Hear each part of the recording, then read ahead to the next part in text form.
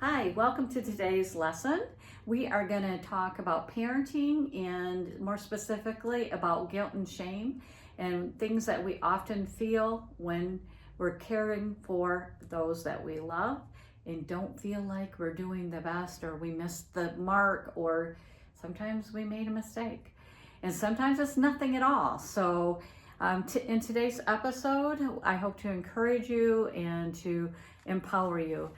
Hi, this is Debbie with Love and Grace Healing Centers, and we specialize in helping people overcome what's happened to them and what they believe about it that is unhealthy for you. So in today's session, we're going to be talking about how to care for you and what that looks like, what truth is and what it's not. So first, we're going to start off with a description of what guilt is and what it doesn't mean. In the dictionary, it says a feeling or fact of having done wrong. Well, we could have guessed that one. Guilt can be the result of violating a specific rule or law. When we cross a moral, ethical, or legal line, we are guilty. This is true even if we did not know the line was there and we crossed it. We might find out later, or maybe it's a familiar, normal behavior that came with us through our childhood and is how we're treating our children today, even though we know that's not the choice that we wanted to have.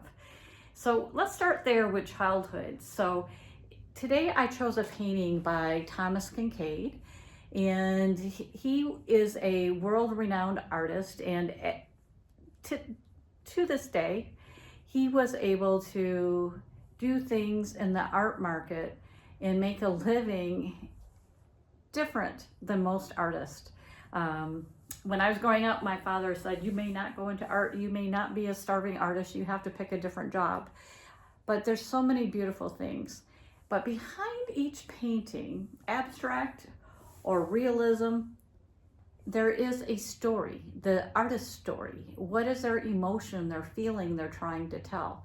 What was their life like that caused them to get to this point where they're expressing themselves in this way? So I know Thomas Kinkade's story quite well, and he was known, most people would put together a puzzle or pick up a blanket or a mug or one of his artworks. He liked to do luminism, which is kind of an older style, starting with a warm red on the bottom and building your painting onto the top. This particular piece right here is of Mackinac Island, and it's in the fall, and it's fall here in Michigan. So I just wanted to share with you a little bit of that glow and let you see how way down underneath, when he started the canvas, he would have had a warm color and then built layers and layers and layers on top of that. And that's what life's like. We have a base that influences the rest of the look. And then he'll start adding touches and highlights to bring the light out. But one of the things about Tom's story that a lot of people don't know is, as a child, he was raised by a single mom. And she had not just Tom, but his brother and his sister in the home as well. Mom was always working or doing something for somebody else. So the big feeling that Tom was missing was that somebody was at home, and he wanted to know there was love there in that house, and that somebody was going to greet him and embrace him when he came back home. So one of the things he puts in his painting, and why he's called the painter of light, is the lights will all be on, even in the windows, and the lights will all be on, and even in the street lights, on the carriage, and then the luminism light and reflections in the street and on the fencing. So light is a really important part, because that light meant love to him. It meant somebody's waiting for him. Someone's welcoming you into this painting.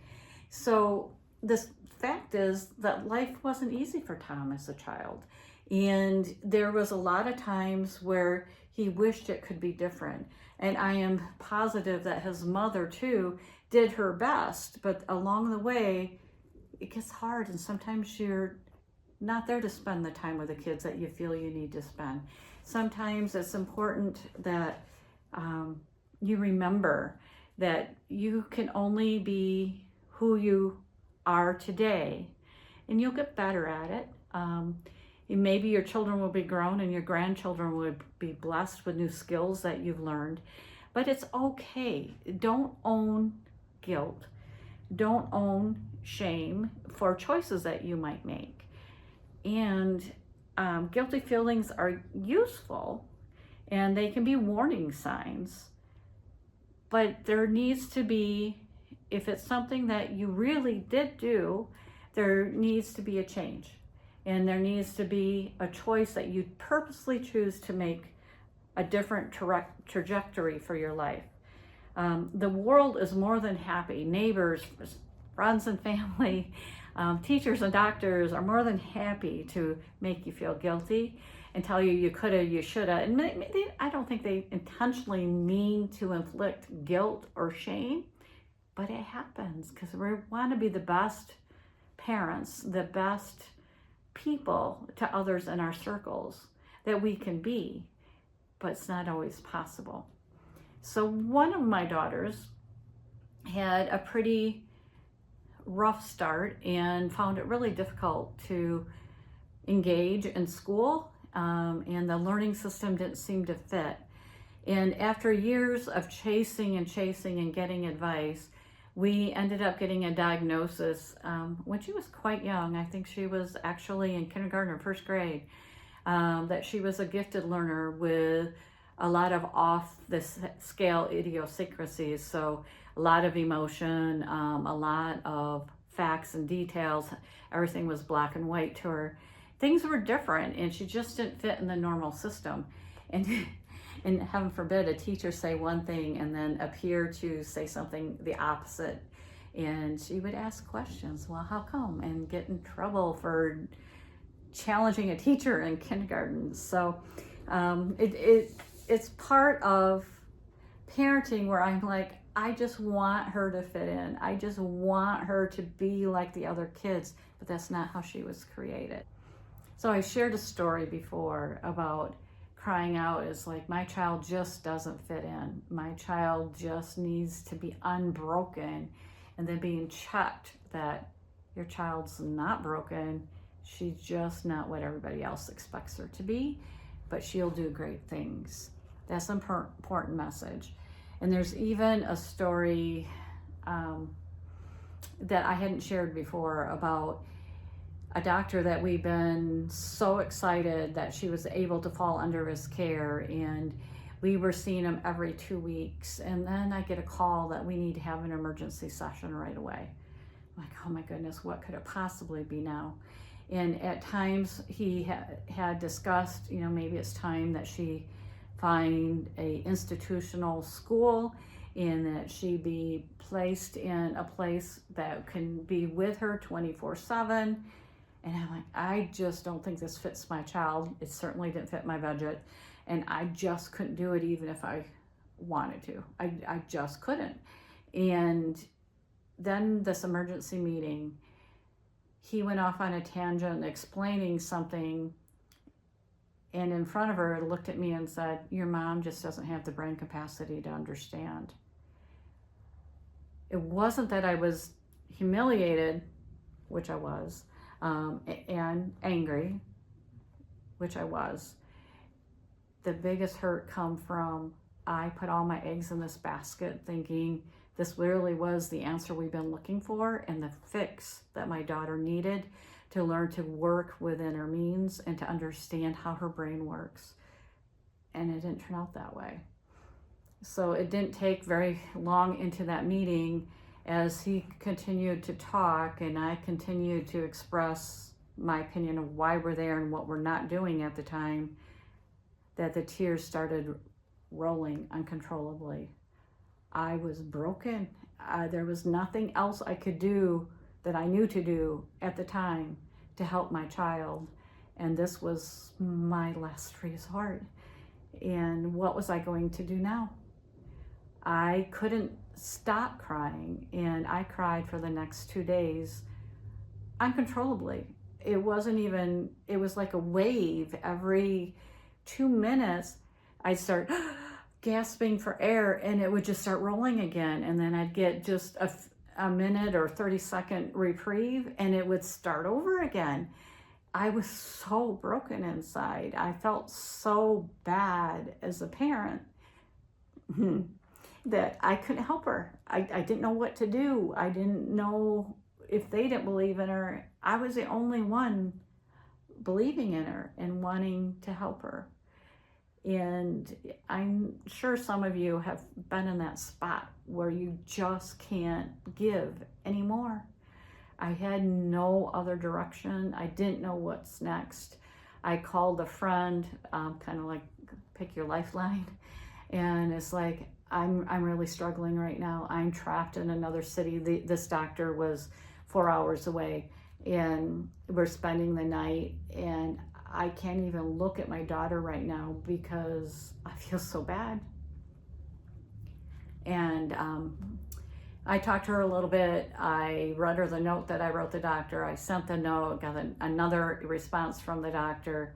And I'm like, we're done. We won't be coming back. You're not doing what I hired you to do, that I thought you had the skill set to do. So we're just gonna have to make another choice. And it was hard. My daughter really liked him, but there were values, and there's so much there that happened that I didn't see coming. I felt like I failed.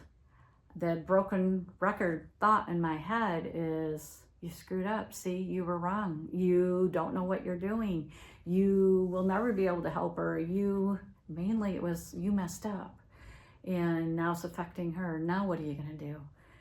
So those things, can you think of things in your life, moments in your life, especially as a parent, where you felt that much pain? Sometimes you keep moving forward, you keep moving forward. So I kept holding it in and holding it in. It's not healthy. It was affecting me. It was affecting my blood pressure. It was affecting my stomach. It was affecting my joint pain. It was affecting my thinking, and definitely affecting my sleeping. So all I could do was think, and move on to the next project. Well, I hope today, as I share a little bit of how I work through that you find relief as well. The first thing is my thinking had to change. So part of that would be understanding there are some things that are true that I could be guilty of, and how I handle my daughter's reactions and behaviors is my responsibility, but some of it I didn't know how to do differently. So I had to find and research and learn new ways of doing things. And mainly, I had to let myself off the hook, especially for the false guilt. There was so much that I couldn't avoid. I couldn't change the outcome, but the world around me, other relatives, her sibling, her school teachers, her doctors, telling me, do this, do this, do this. Oh, you should have done that differently. Oh, you should have. Oh, you should. Really? Who's responsible? There's a story that at one time was so powerful for me to hear, because there is a leader going throughout the streets, and he runs onto this family, and the question is, who's at fault for for this child being blind, for what's not normal? And the answer was, from this wise man, nobody. He will be somebody wonderful right where he's at. That is a powerful message to kind of take back and go, okay, so it doesn't fit the norm, doesn't fit everything else that's going on, but there is a purpose. There is a value in your child, no matter what issues they're struggling with. There is value. There is also wisdom in knowing that things that we struggle with, things that we found difficult in life, just like Tom found his childhood was quite hard, but family was everything to him at one point. And just knowing that that warmth and that love of others is everything to him at one point, is what is important, what is the truth. And so let's talk a little bit about self-care. So if you're going to love yourself, if you're going to take care of yourself, let's say you can't even say you love yourself.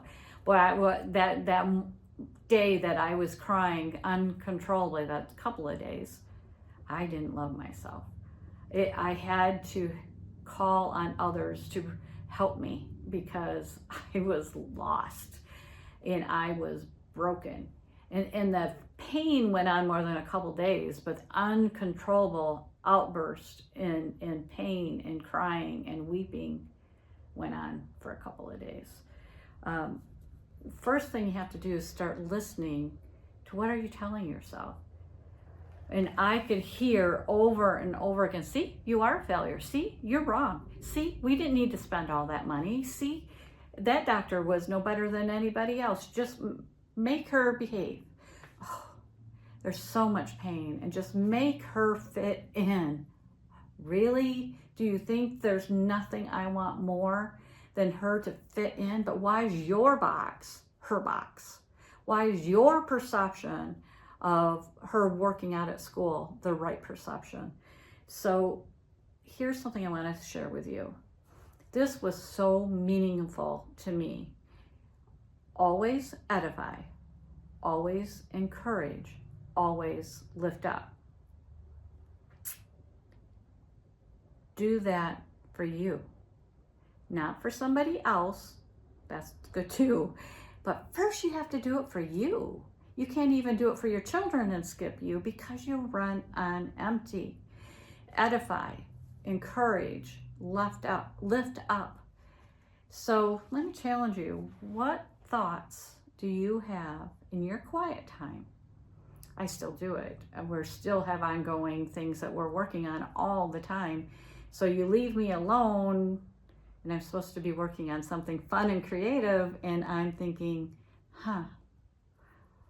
what if that should have been differently? What if a different choice was made? That must have been, I was just stupid for believing them. And then I get all this negative self-talk.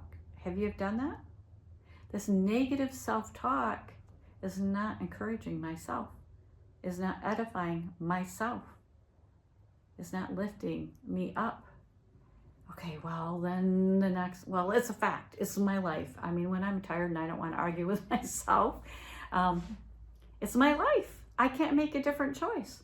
But how I handle what's coming at me can make the difference in what I believe about myself.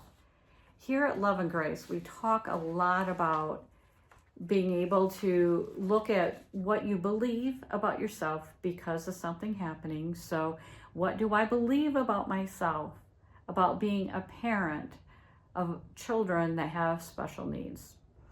Unique needs, I much rather call it, different needs than the norm majority. What do I think about myself? Did I make junk? Did something I do, eating, family tree, speaking to the children, is there something I could have done differently? I could go there forever and never get a better result because it's not edifying, encouraging, or lifting me up. It is tearing me down. And there are negative voices that we can hear, and there's positive voices we can hear. So there's a lesson in our Live Life Heal book. 1 and 2 both have a similar lesson, but it's who are you listening to? What is the voice that you're listening to?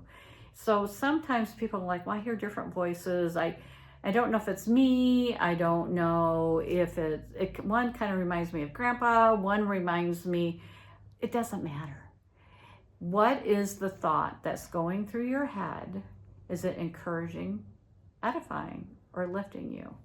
Is it something that says, yeah, what you did was wrong, but if you just stop and choose to make a change, here's some wisdom on how to do it.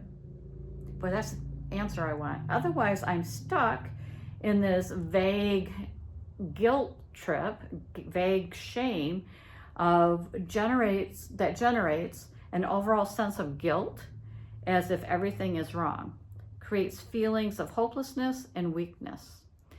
I hear lies, truly lies, wrong information all the time about who I am.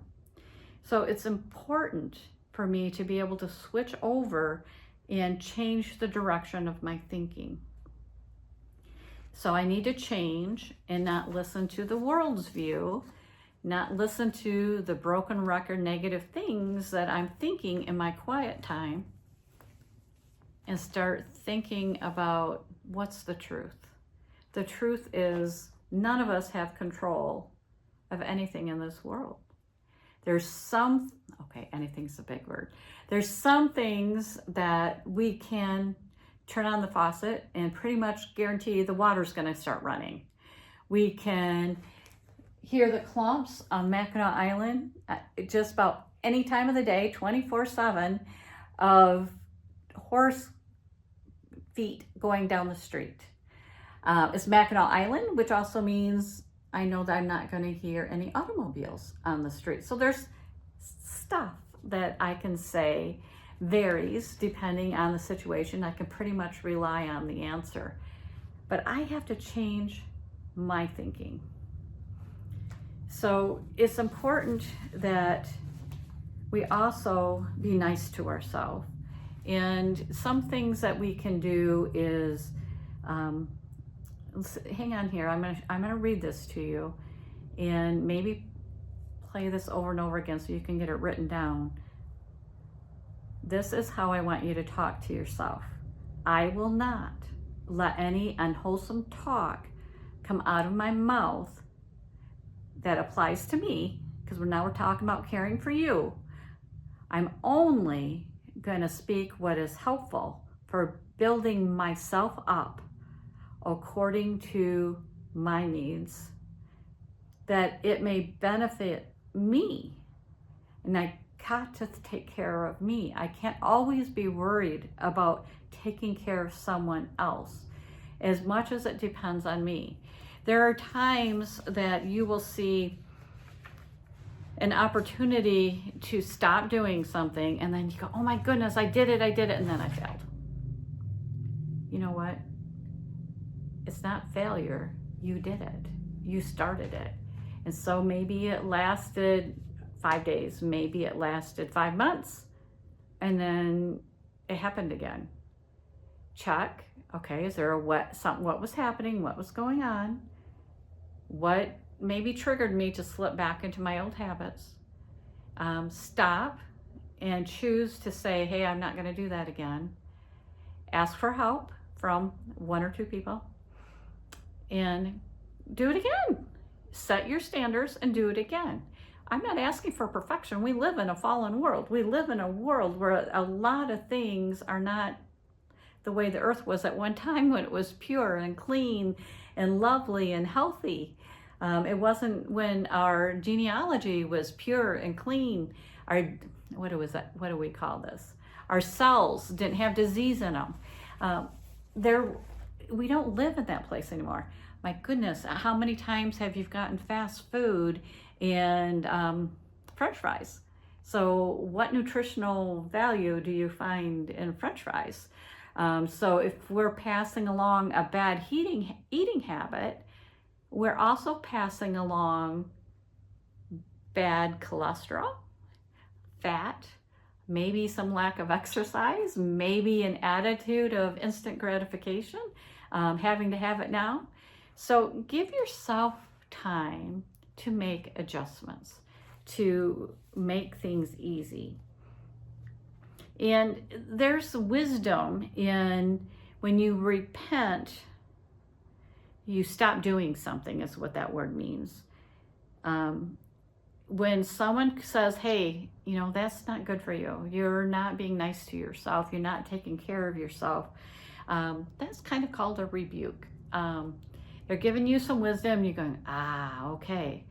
And there is wisdom rebuke, and under that category, once you go, okay, then you can take that and you can ask for more. How do you do this? How do I apply this? How do I make this happen in my life? Teach me how to be a better person, how to take care of me, how to emotionally take care of me. So another thing that happens that causes a lot of guilt is under the topic of the friends you hang out with. So bad company corrupts a good character. And to change your surroundings, especially when I'm in a vulnerable state, when I'm hurting, will make all the difference in the world, so that you can end up finding a positive outcome that always encourage, always lift yourself up, speak life into yourself. And to do that, you have to be able to say, I am redeemed, I am able, I am willing, and I am going to make a plan. So there's another page that I use I call it Lifeline. And Lifeline starts out with, I'm over here and I was born. And then what are some other memories that you've happened in your life? Well, you might remember a birthday party or a Christmas or cousin get together, or somebody coming home or somebody being born. Then you move around life and you go to school and you graduate, and then you maybe have a career or you have children or whatever happens in there. And then something big happens. When something big happens, I say, take this Lifeline, put a big X right there, and then write down what happened. You can do this for good and bad, and it helps you process. So now in your Lifeline, you're going to go and draw a circle right below your X. And to the right of your circle, you're going to write how that thing that happened, that X, made you feel. What did it make you feel? What did it make you believe about yourself? So the second circle is, what did you believe about yourself? Then go down to the bottom and make a third circle. And what do you wish others knew? What's the truth? What is the truth about what happened? And this is kind of the side of, right below your X, this whole side, those three questions are going to be stopping this behavior. And now let's choose joy. Let's change the trajectory. Most people go, oh, this big thing happened and it made me feel this way. And then they just go on and they bury it. It doesn't work.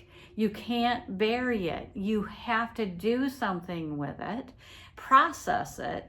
And so we're going to go to the other side. So this side was all the things we're going to stop. And then this side, we're going to start digging out some joy. So what can you do to make a new choice? So sometimes when I'm working with people, it's like, I'm stuck in the spot. I can't make a new choice. And if I'm working with a child, they can't change their home. They're not able to just go drive off and go for a walk on the beach. They're under the care of somebody and at the, don't have the ability to get out on their own a lot. There are some things they can do, and we've got a whole bunch of that too, but just as an example. So write down what new choices you can make. When you think about that hurt and how it made you feel and what you believe, and then what do you wish others knew? What is the truth of what happened? What new choice can you make? Maybe you speak differently. Maybe you change your language. Maybe instead of getting so worked up about the child misbehaving or not fitting in or not being what others expect, maybe it's going to be, I am going to put up a shield and I'm going to protect my heart, and I'm going to stand on the truth. I'm going to kind of read the back of my shield, and I am going to say, that's not true. The truth is, I've done the best I can. I'm not guilty. I'm not going to take on the shame anymore. The truth is, maybe I'm even going to say, my child is super creative, super bad at math, super bad at social norms, but really great at what they're really great at. What is your child really great at? Where did your child get encouraged to continue to being great at that? Is that something you did? Likely. Maybe it's something you can do better. Maybe you're so focused on surviving that you didn't take time to do that better.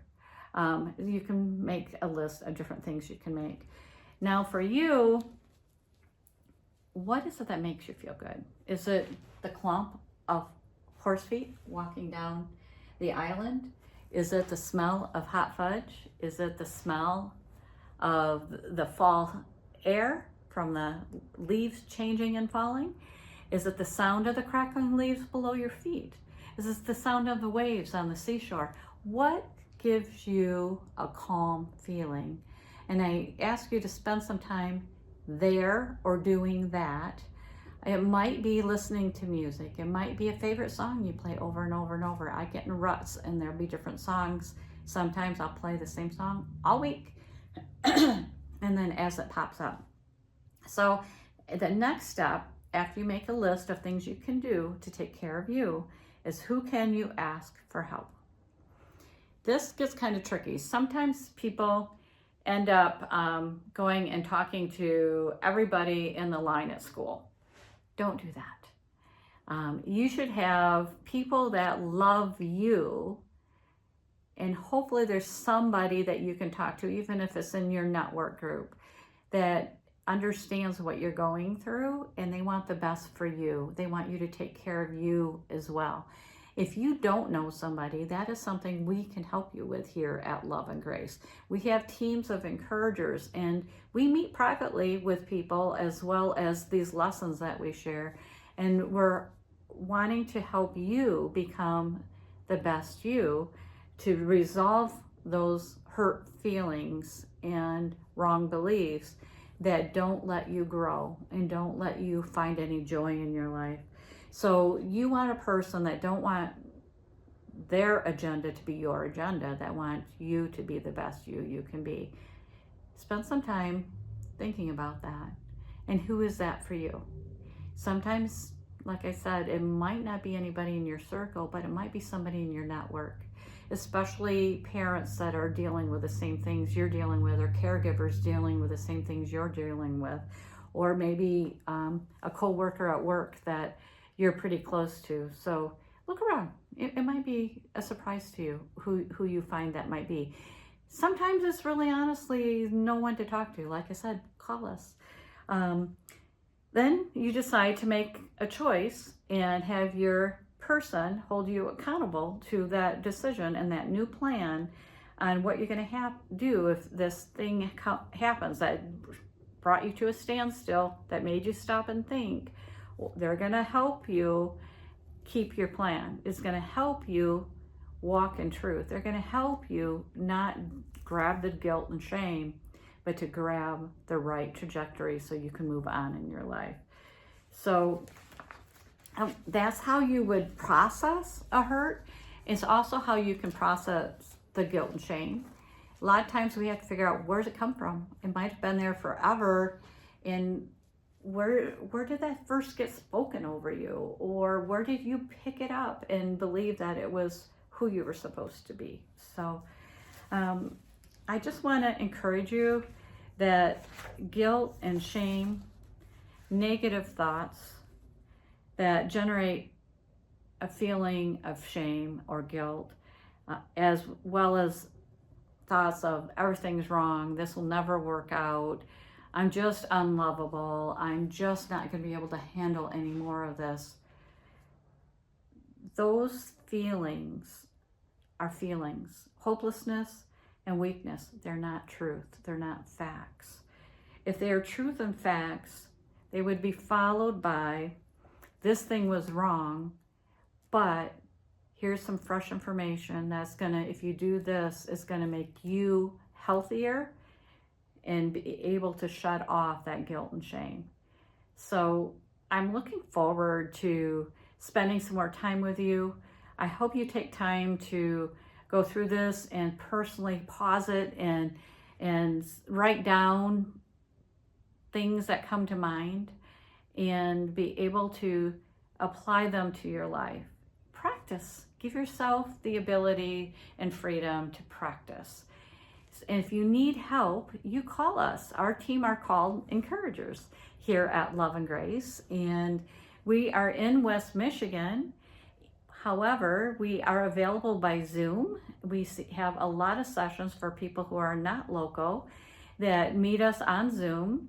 And a private session is $125.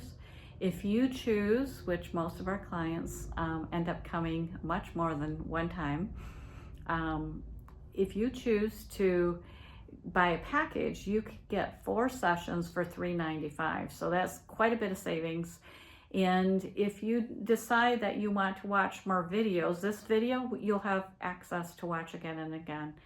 And actually, I ask you to look at our website at www.love, and then the capital N, Grace, GRACE.org. So that's loveandgrace.org. And if you go up to the top corner, it's called Caring for Yourself. You'll find some information in there. And if you want to know more about our workbooks and have some of the sheets so that you can work along on them as we talk about them in these different videos, feel free to give us a call. They're in the process of becoming available online. So I just want to say, you are loved, you are special. Guilt and shame are not part of the plan. You are able and will be able to overcome so that you can be all you're created to be.